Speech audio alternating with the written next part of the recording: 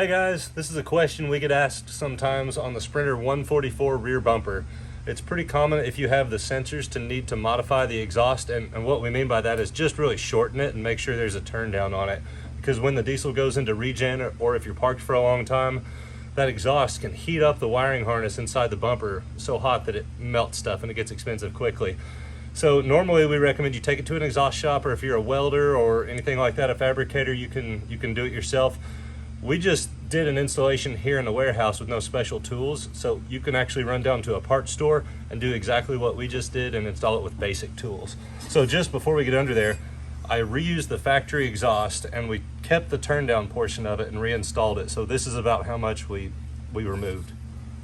So this exhaust is kind of an oddball size. It's roughly 2 3/4, 2.75 OD. So we started by cutting off the turn down, which is just the last few inches of the pipe, and then we cut it again just in front of the leaf spring hanger, so basically right before the bend. So we just took this straight section out. Of course, we lost the hanger, so we had to rehang the exhaust. This used to be right about here.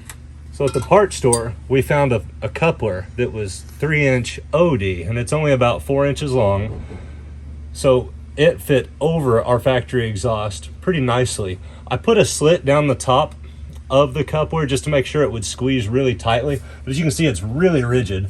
So it's this coupler that's 3-inch OD, so roughly 2 3/4 ID, so it slipped over our pipe, 2 3-inch clamps, and then a universal hanger which has the rubber isolator. You don't want to try to mount your exhaust directly to the frame with steel because the vibrations will end up cracking that steel, so definitely use the rubber isolator.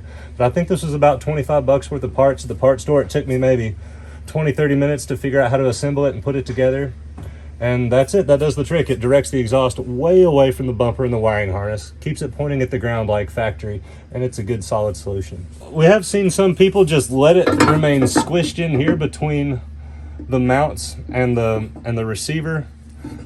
That works, and theoretically it should be okay because it's got a turn down, but we don't recommend it, especially if you have any wiring in your bumper at all. You know, if you have no lights and no sensors, it would probably be okay, but for one, if it's not a tight fit, it could rattle, and two, it's just not really the right way to do it. So take the time, do it this way if you don't want to run to an exhaust shop, or do run it to an exhaust shop, or one way or the other.